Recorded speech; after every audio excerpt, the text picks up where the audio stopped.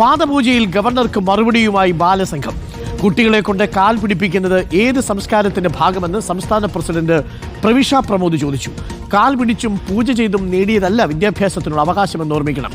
കുട്ടികളെ കാൽ പിടിക്കാനല്ല, നിവർന്നു നിൽക്കാനാണ് പഠിപ്പിക്കേണ്ടതെന്നും പ്രവിഷ റിപ്പോർട്ടറിനോട് പറഞ്ഞു. ഒന്ന് കേൾക്കാം. ഇത് തീർത്തും അംഗീകരിക്കാൻ വേണ്ടി പറ്റാത്തതും ജനാധിപത്യ മതനിരപേക്ഷ മൂല്യങ്ങൾക്കെല്ലാം തന്നെ വിരുദ്ധമാണെന്നുള്ളതാണ്. കുട്ടികളെ നിവർന്നു നിൽക്കാനാണ് പഠിപ്പിക്കേണ്ടത്, കാല് പിടിക്കാനല്ല എന്നുള്ളതാണ് ഇതുമായി ബന്ധപ്പെട്ടിട്ട് സൂചിപ്പിക്കാൻ വേണ്ടിയുള്ളത്. ഏത് സംസ്കാരത്തിൻ്റെ ഭാഗമായിട്ടാണ് ഇത്തരത്തിലേക്ക് കുട്ടികളെ, വിദ്യാർത്ഥികളെ കാല് പിടിക്കാൻ വേണ്ടി പഠിപ്പിക്കേണ്ടത് എന്നുള്ളതാണ്. നമ്മളെല്ലാം തന്നെ വിദ്യാഭ്യാസത്തിൻ്റെ അവകാശം എന്നുള്ളത് പൊരുതി നേടിയിട്ടുള്ളതാണ്. ഒരു കാല് പിടിച്ചോ പൂജ ചെയ്തോ നേടിയതല്ല വിദ്യാഭ്യാസത്തിന് വേണ്ടിയുള്ള അവകാശം എന്നുള്ളത് നമുക്ക് കൃത്യമായി കൊണ്ട് മനസ്സിലാക്കാൻ വേണ്ടി സാധിക്കണം എന്നുള്ളത്.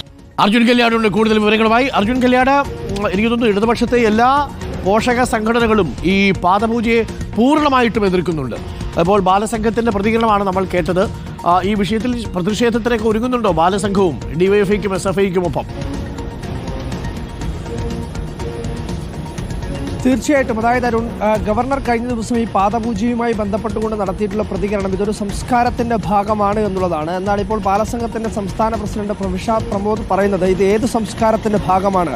കേരളത്തിലെ വിദ്യാഭ്യാസത്തിനുള്ള അവകാശം കുട്ടികൾക്ക് ലഭിച്ചത് അത് കാല് പിടിച്ചതുകൊണ്ടോ പൂജ ചെയ്തതുകൊണ്ടോ അല്ല, മറിച്ച് ഈ പറയുന്ന രീതിയിൽ അതൊരു പൊരുതി നേടിയിട്ടുള്ള അവകാശമാണ്. അതുകൊണ്ട് തന്നെ ഇങ്ങനെ പാദപൂജ ചെയ്തോ അല്ലെങ്കിൽ ഇത്തരം ഏതെങ്കിലും തരത്തിലുള്ള പൂജ ചെയ്തോ നേടിയതല്ല ഈ വിദ്യാഭ്യാസത്തിനുള്ള അവകാശം എന്നുള്ള കാര്യം ഗവർണർ ഉൾപ്പെടെ ഓർക്കണമെന്നുള്ളതാണ്. എന്തായാലും ബാലാവകാശ കമ്മീഷൻ ഉൾപ്പെടെ ഇതുമായി ബന്ധപ്പെട്ടുകൊണ്ട് ബാലസംഘം സമീപിച്ചിട്ടുണ്ട്.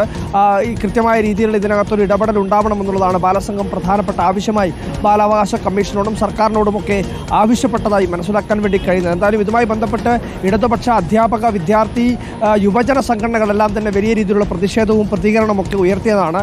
അതോടൊപ്പം തന്നെയാണ് ബാലസംഘത്തിൻ്റെ ഈ പ്രതികരണം കൂടി നമ്മൾ കാണേണ്ടത്. Doctor Arun, thank you. Arjun കല്യാടാണ് നമുക്കൊപ്പം ചേർന്നത്.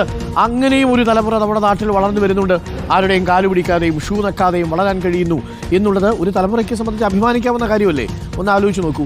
ആചാരങ്ങൾ പലതും നമ്മൾ മറികടന്നിട്ടല്ലേ നമ്മൾ ഈ നിലയിലേക്ക് എത്തിയത്? ഒന്ന് ആലോചിച്ച് നോക്കൂ. അതൊക്കെ നമ്മൾ മറികടന്ന് പോകേണ്ടതാണ്.